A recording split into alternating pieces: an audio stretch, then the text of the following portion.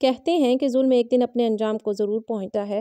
حجاج بن یوسف ظلم کا دوسرا نام، بنو امیہ کا پالتو دہشت گرد، سینکڑوں صحابہ کرام اور تابعین اور تبع تابعین کو اور ہزاروں کی تعداد میں عام مسلمانوں کو بے دریغ شہید کرنے والا بنو امیہ کا پالتو دہشت گرد حجاج یوسف کون تھا، اور اس نے کون کون سے صحابہ کرام کو شہید کروایا، اور اس کا عبرتناک انجام کیا ہوا؟ اس کا نام ابو محمد حجاج بن یوسف بن حکم بن ابو عقیل ثقفی تھا۔ یہ طائف میں پیدا ہوا، وہیں اس کی پرورش ہوئی۔ حجاج بن یوسف طائف کے مشہور قبیلہ بنو ثقیف سے تعلق رکھتا تھا۔ حجاج بچپن سے ہی اپنے ہم جماعتوں پر حکومت کرنے کا عادی تھا۔ تعلیم سے فارغ ہو کر اس نے اپنے باپ کے ساتھ ہی تدریس کا پیشہ اختیار کیا، لیکن وہ اس پیشے پر قطعی مطمئن نہ تھا اور کسی نہ کسی طرح حکمران بننے کے خواب دیکھتا رہتا تھا۔ بالآخر وہ طائف چھوڑ کر دمشق پہنچا اور کسی نہ کسی طرح عبد الملک بن مروان کے ایک وزیر کی ملازمت حاصل کرنے میں کامیاب ہو گیا۔ وزیر نے جلد ہی اس کی انتظامی صلاحیتوں کو بھانپ لیا اور اسے ترقی دے کر اپنے جاگیر کا منتظم مقرر کر دیا۔ ایک چیز جس کی وزیر کو ہمیشہ شکایت رہتی تھی اس کی سخت گیری تھی، لیکن اس سخت گیری کی وجہ سے وزیر کی جاگیر کا انتظام بہتر ہو گیا تھا۔ اتفاق سے عبد الملک کو اپنی فوج سے سستی اور کاہلی کی شکایت پیدا ہو گئی اور اس نے ایک محتسب مقرر کرنے کا فیصلہ کیا۔ اسی وزیر نے حجاج کا نام پیش کیا، لیکن یہ وضاحت کر دی کہ آدمی سخت گیر ہے، اس لیے وہ اس کے افعال کے لیے جواب دہ نہ ہوگا۔ اس طرح حجاج عبد الملک کی فوج میں شامل ہو گیا۔ اس حیثیت سے اس نے عبد الملک کی خوب خدمت کی اور اموی فوج اس سے دہشت کھانے لگی، یہاں تک کہ خود وزیر کا دستہ بھی اس کی سخت گیری کا شکار ہوا، حالانکہ وہ خود کئی سال انہی میں شامل رہا۔ عبد الملک نے جب عراق پر حملہ کیا تو مصعب بن زبیر کے خلاف اس کے سخت اقدامات نے عبد الملک کو قائل کر دیا کہ حجاج اس کے کہنے پر کوئی بھی اقدام کر سکتا ہے اور اس کے لیے اخلاقی اور مذہبی حدود عبور کرنا کوئی مشکل نہیں۔ عبداللہ بن زبیر اس وقت مکہ میں پناہ گزین تھے اور عبد الملک کو ان کی حکومت ختم کرنے کے لیے کسی ایسے شخص کی تلاش تھی جو عبداللہ بن زبیر کا خاتمہ کر سکے۔ چنانچہ حجاج کو اس مہم کا ذمہ دار بنایا گیا۔ اس نے مکہ کی ناکہ بندی کر کے غذائی بحران پیدا کر دیا اور سنگباری کی۔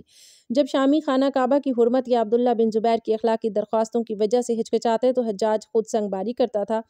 اس مہم میں اس نے انتہائی صفاقی کا مظاہرہ کر کے عبداللہ بن زبیر کو شہید کر ڈالا اور ان کی لاش کو کئی روز تک پھانسی پر لٹکائے رکھا۔ عبداللہ بن زبیر حضرت ابو بکر صدیق رضی اللہ تعالیٰ عنہ کی بڑی صاحبزادی سیدہ اسماء بنت صدیق کے صاحبزادے تھے۔ حجاج بن یوسف نے عبداللہ بن زبیر کو شہید کر دیا، ان کی لاش کو لٹکا دیا تو اپنے آدمیوں کو حکم دیا کہ جا کر ابن زبیر کی ماں کو میرے پاس لے کر آؤ اور اس کے سر کو بالوں سے کھینچ کر لے کر آؤ۔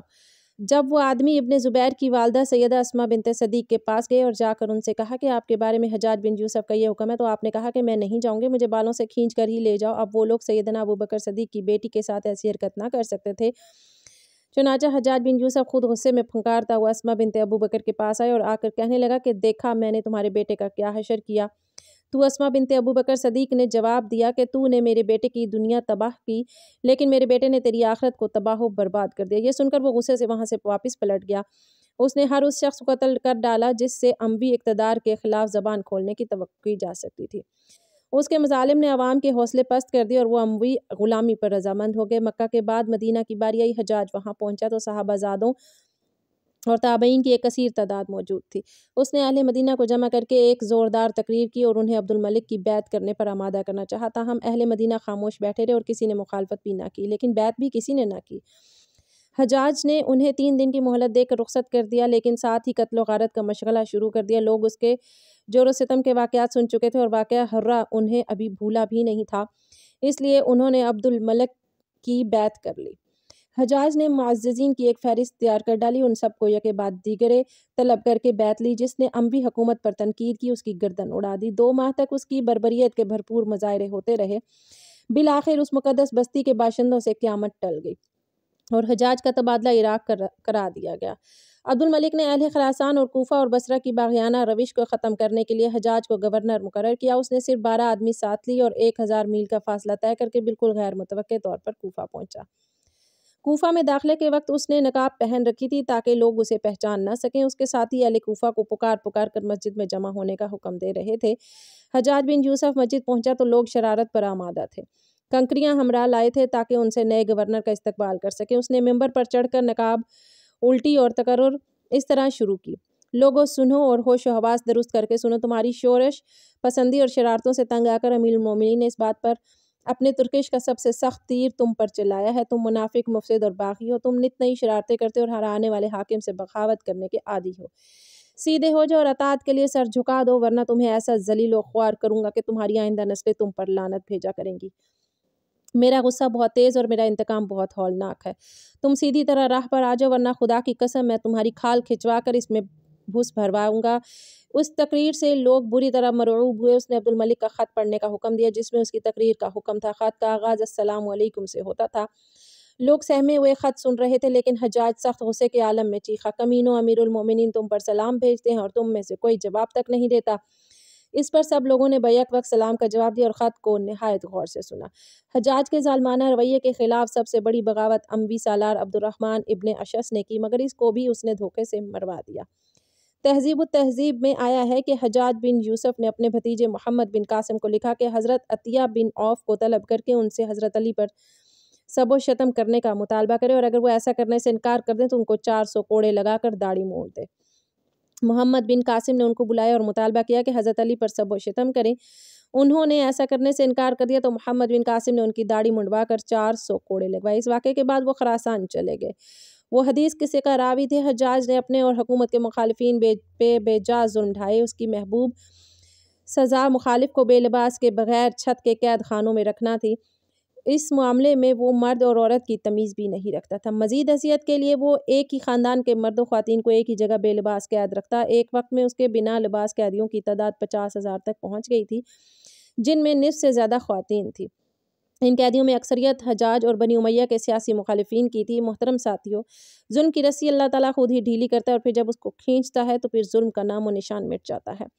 حجاج بن یوسف ظالم صفت انسان کا انجام بھی کچھ ایسا ہی ہوا۔ حضرت سعید بن جبیر کے جو کہ ایک تابعی بزرگ تھے اور بعض روایات کے مطابق یہ صحابی تھے، یہ بہت درویش صفت انسان تھے۔ ایک دن منبر پر بیٹھے تھے کہ ان سے یہ الفاظ ادا ہوئے کہ حجاج ایک ظالم شخص ہے۔ ادھر جب حجاج کو پتہ چلا کہ آپ میرے بارے میں ایسا گمان کرتے ہیں تو آپ کو دربار میں بلا لیا اور پوچھا، کیا تم نے میرے بارے میں ایسی باتیں بولی ہیں؟ تو آپ نے فرمایا، ہاں بالکل، تو ایک ظالم شخص ہے۔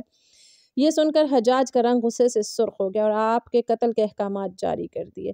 جب آپ کو قتل کے لیے دربار سے باہر لے کر جانے لگے تو آپ مسکرا دیے۔ حجاج کو ناگوار گزرا۔ اس نے پوچھا، کیوں مسکراتے ہو؟ تو آپ نے جواب دیا، تیری بے وقوفی پر، اور جو اللہ تجھے ڈھیل دے رہا ہے اس پر مسکراتا ہوں۔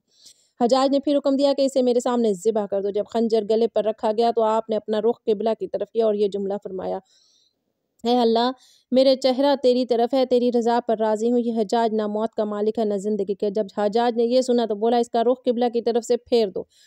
جب قبلہ سے رخ پھیرا تو آپ نے فرمایا، یا اللہ، رخ جدھر بھی ہو تو ہر جگہ موجود ہے، مشرق مغرب ہر طرف تیری حکمرانی ہے۔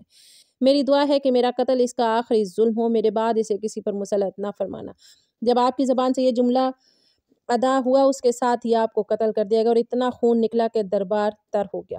ایک سمجھدار بندہ بولا کہ اتنا خون تب نکلتا ہے جب کوئی خوشی خوشی مسکراتا ہو، اللہ کی رضا پر راضی ہو جاتا ہے۔ اور پھر تاریخ نے دیکھا کہ وہ واقعی ان کی شہادت کے بعد حجاج کسی اور کے قتل پر قادر نہ ہو سکا، اور ابن جبیر کی شہادت کے صرف 40 دن کے اندر اندر یہ بھی ایک خطرناک بیماری کا شکار ہو کر دنیا سے کوچ کر گیا۔ حجاج بن یوسف کے نام سے سب واقف ہیں۔ حجاج کو عبدالملک نے مکہ، مدینہ، طائف اور یمن کا نائب مقرر کیا تھا، اور اپنے بھائی بشر کی موت کے بعد اسے عراق بھیج دیا، جہاں سے وہ کوفہ میں داخل ہوا۔ ان علاقوں میں 20 سال تک حجاج کا عمل دخل رہا۔ اس نے کوفے میں بیٹھ کر زبردست فتوحات حاصل کیں۔ اس کے دور میں مسلمان مجاہدین چین تک پہنچ گئے تھے۔ حجاج بن یوسف نے ہی قرآن پاک پر اعراب لگوائے۔ اللہ تعالیٰ نے اسے بڑی فصاحت و بلاغت اور شجاعت سے نوازا تھا۔ حجاج حافظ قرآن تھا، شراب نوشی اور بدکاری سے بچتا تھا۔ وہ جہاد کا ذہنی اور فتوحات کا حریص تھا، مگر اس کی تمام اچھائیوں پر اس کی ایک برائی نے پردہ ڈال دیا تھا، اور وہ برائی کیا تھی؟ حجاج بہت ظالم تھا۔ اس نے اپنی زندگی میں ایک خون خوار درندے کا روپ دھار رکھا تھا۔ ایک طرف موسیٰ بن نصیر اور محمد بن قاسم کفار کی گردنیں اڑا رہے تھے، اور دوسری طرف وہ خود اللہ کے بندوں، اولیاء اور علماء کے خون سے ہولی کھیل رہا تھا۔ حجاج نے 1,20,000 انسانوں کو بے قصور شہید کروایا۔ اس کے جیل خانوں میں ایک ایک دن میں 80,000 ہزار قیدی ایک وقت میں ہوتے، جن میں سے 30,000 عورتیں تھیں۔ اس نے جو آخری ناحق قتل کیا وہ عظیم تابعی اور زاہد و پارسا انسان حضرت سعید بن جبیر رضی اللہ عنہ کا قتل تھا۔ ان کی شہادت کے بعد حجاج پر وحشت سوار ہو گئی تھی۔ وہ نفسیاتی مریض بن گیا۔ حجاج جب بھی سوتا حضرت سعید بن جبیر اس کے خواب میں آ کر اس کا دامن پکڑ کر کہتے کہ اے دشمن خدا، تو نے مجھے کیوں مروایا؟ میں نے تیرا کیا بگاڑا تھا؟ جواب میں حجاج کہتا کہ مجھے اور سعید کو کیا ہو گیا ہے؟ اس کے ساتھ حجاج کو وہ بیماری لگی جسے زمرد دہری کہا جاتا ہے۔ اس میں سخت سردی کلیجے سے اٹھ کر سارے جسم پر چھا جاتی ہے۔ وہ کانپتا تھا آگ سے بھری انگیٹھیاں اس کے پاس لائی جاتی اور اس قدر قریب رکھ دی جاتی تھی کہ اس کی کھال جل جاتی مگر اسے احساس نہیں ہوتا تھا۔ حکیموں کو دکھانے پر انہوں نے بتایا کہ پیٹ میں سرطان ہے۔ ایک طبیب نے گوشت کا ٹکڑا لیا اور اسے دھاگے کے ساتھ باندھ کر حجاج کے حلق میں اتار دیا۔ تھوڑی دیر بعد دھاگے کو کھینچا تو اس گوشت کے ٹکڑے کے ساتھ بہت عجیب نسل کے کیڑے چمٹے ہوئے تھے اور اتنی بدبو تھی جو پورے 1 مربع میل کے فاصلے پر پھیل گئی۔ درباری اٹھ کر بھاگ گئے۔ حکیم بھی بھاگنے لگا۔ حجاج بولا تو کدھر جاتا ہے؟ علاج تو کر۔ حکیم بولا تیری بیماری زمینی نہیں آسمانی، اللہ سے پناہ مانگ۔ حجاج جب مادی تدبیروں سے مایوس ہو گیا تو اس نے حضرت حسن بصری رحمۃ اللہ علیہ کو بلوایا اور ان سے دعا کی درخواست کی۔ وہ حجاج کی حالت دیکھ کر رو پڑے اور فرمانے لگے میں نے تجھے منع کیا تھا کہ نیک بندوں کے ساتھ چھیڑ چھاڑ نہ کرنا، ان پر ظلم نہ کرنا، مگر تو باز نہ آیا۔ آج حجاج عبرت کا سبب بنا ہوا تھا۔ وہ اندر باہر سے جل رہا تھا، پھر بھی وہ کہتا تھا کہ اللہ 70 ماؤں سے بھی زیادہ اپنے بندے کو چاہتا ہے، مجھے بھی معاف کر دے گا۔ تو حسن بصری فرمانے لگے کیا تو یہ چاہتا ہے کہ دنیا بھی اپنی مرضی کی گزارے اور آخرت بھی تجھے تیری مرضی کی مل جائے؟ حضرت بن جبیر رضی اللہ تعالی عنہ کی وفات کے 40 دن بعد ہی حجاج کی بھی موت ہو گئی۔ جب دیکھا کہ بچنے کا امکان نہیں تو قریبی عزیزوں کو بلایا جو بڑی کراہت کے ساتھ حجاج کے پاس آئے۔ وہ بولا میں مر جاؤں تو جنازہ رات کو پڑھانا اور صبح ہو تو میری قبر کا نشان بھی مٹا دینا، کیونکہ لوگ مجھے مرنے کے بعد قبر میں بھی نہیں چھوڑیں گے۔ اگلے دن حجاج کا پیٹ پھٹ گیا اور اس کی موت واقع ہو گئی۔ اللہ ظالم کی رسی دراز ضرور کرتا ہے، لیکن جب ظالم سے حساب لیتا ہے تو فرشتے بھی خشیت الہی سے کانپتے ہیں اور عرش ہل جاتا ہے۔